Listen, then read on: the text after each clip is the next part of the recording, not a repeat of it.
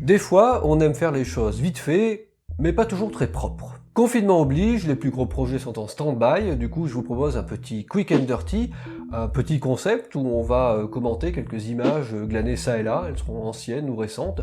On va papoter un peu dessus, ça va rester un petit peu superficiel, mais bon, ça change. Et du coup, c'est parti.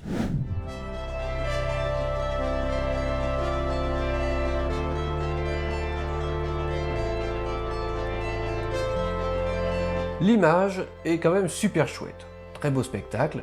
On y voit des dauphins qui brillent, littéralement, et c'est joli. Au début de la vidéo, on remarque cependant que ce n'est pas propre aux dauphins, bien sûr. L'eau derrière le bateau, qui forme donc une vague, qui est agitée, présente cette luminescence. C'est parce que cette lumière provient des micro-organismes qui se trouvent dans l'eau, et les deux amis ne filment pas ça par hasard, ils savaient très bien ce qu'ils faisaient en prenant leur bateau, puisque dans la journée, ils avaient repéré ce qu'on appelle une marée rouge, wet tide en anglais. La marée rouge est une prolifération d'algues, de microphones divers et variés, ce qu'on appelle trivialement du plancton, et ce qui se passe, c'est qu'on a une remontée depuis le fond jusqu'à la surface de nutriments, ce qui peut être dû à une tempête, un événement climatique. Alors il y a pas mal de choses qui peuvent influencer, favoriser l'apparition de ces marées rouges, comme la pollution ou encore la température de l'eau, tout simplement. Alors le seul souci avec ces marées rouges, c'est que parmi elles, il y en a qui sont nocives pour la vie aquatique et provoquer de grosses mortalités, mais aussi pour l'homme évidemment, parce que certains micro-organismes qui se trouvent dans la marée rouge peuvent produire des toxines, donc ils sont toxiques. Mais là en l'occurrence ça semble pas être le cas, parce qu'ils sont quand même en bateau juste à côté, donc normalement c'est bon. Enfin bref, on est d'accord que nous, ce qui nous intéresse, c'est pourquoi que ça brille.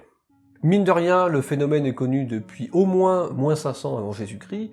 Il est quand même facilement observable puisqu'il se déroule donc à la surface de l'eau, comme vous l'aurez compris. Il y a donc un type d'organisme dans l'eau qui produit cette lumière, c'est ce qu'on appelle de la bioluminescence, et en l'occurrence, c'est très probablement ce qu'on appelle des dinoflagellés, qui sont donc des petits organismes unicellulaires. Donc pour rappel, unicellulaire, un individu égale une cellule. Lorsqu'on vient perturber mécaniquement nos dinoflagellés, ils vont émettre un éclair bleu du plus bel effet. La bioluminescence dans l'eau d'ailleurs est souvent bleue, c'est une longueur d'onde qui voyage mieux dans l'eau. Donc pour bien comprendre ce qui se passe, à l'intérieur des dinoflagellés se trouve une vésicule qu'on appelle le scintillon, et à l'intérieur de cette vésicule se trouve une molécule qu'on appelle la luciférine, ainsi qu'une enzyme, la luciférase. Elles ont un petit lien tous les deux. Et oui, c'est pas moi qui fais glossaire, désolé pour les noms compliqués. Bon. Quand nos dinoflagellés se font malmener par la nage de dauphin ou par la vague formée par un bateau, ce qui se passe à l'intérieur est une véritable cascade d'événements relativement complexes qu'on va pas forcément détailler à fond.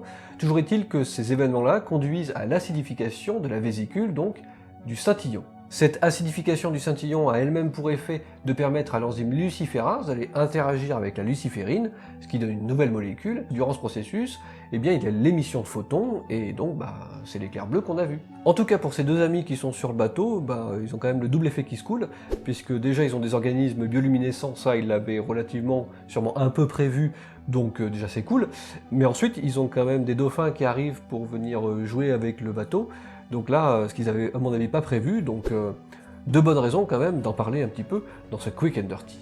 Et si vous en voulez un petit peu plus là-dessus, on a accordé nos violons avec Melvac pour qu'on sorte nos vidéos en même temps, où lui il va parler un petit peu aussi de prédation, puisque cette luminescence-là peut servir à s'en protéger, ce qui est super intéressant, donc je vous encourage à aller lui faire un petit coucou de ma part, s'il vous plaît. Voilà.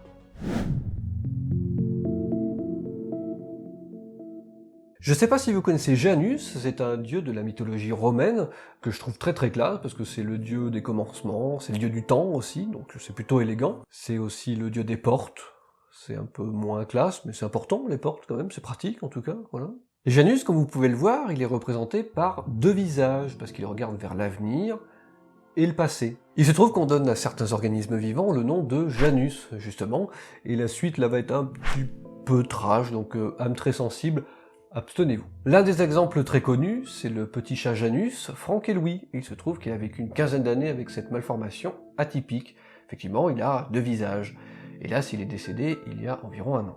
Alors par contre, il ne faut pas confondre ce qui est arrivé à ce chat avec le cas des siamois, où on a deux individus collés parce que les deux embryons qui étaient dans le ventre de la mère ne se sont pas bien détachés. Là c'est très différent, le mécanisme à l'origine de cette malformation semble être le fait d'une protéine qui est très importante dans le développement embryonnaire et qui est aussi très connue, c'est la protéine SHH pour Sonic Hedgehog. Donc oui, c'est pour Sonic le hérisson, et oui, ils ont un peu craqué. Elle est notamment responsable de la mise en place de la structure crânio-faciale, et puis aussi elle organise les cellules embryonnaires pour qu'elles soient à la bonne place, et que ça donne les organes spécialisés. Donc c'est vraiment une protéine essentielle. Si elle est absente dans le cerveau, cela conduit notamment à la formation de ce qu'on appelle les cyclopes. Là aussi, la mythologie antique fait écho à cette autre malformation. Si l'activité de SHH est augmentée, en revanche, eh ben, ça nous conduit à la diprosopie, ou ce qu'on appelle également la duplication crâno-faciale. Effectivement, il y a une duplication puisqu'on a deux visages, et c'est ce qui conduit donc au chat Janus, par exemple. La malformation existe aussi chez l'humain, mais bon, généralement, cela donne des enfants mort-nés, et les études de cas cliniques, je vous cache pas que c'est un peu chaud, même pour un format qui s'appelle Quick and Dirty.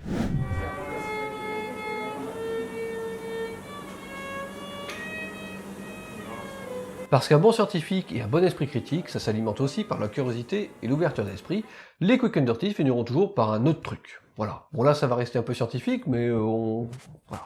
Ça permettra de changer un peu. Et j'aime beaucoup cette image. Elle date de février dernier. Une musicienne se fait opérer du cerveau, on lui enlève une tumeur. Sauf que cette dame a bien sûr envie de pouvoir continuer à jouer de ses mains.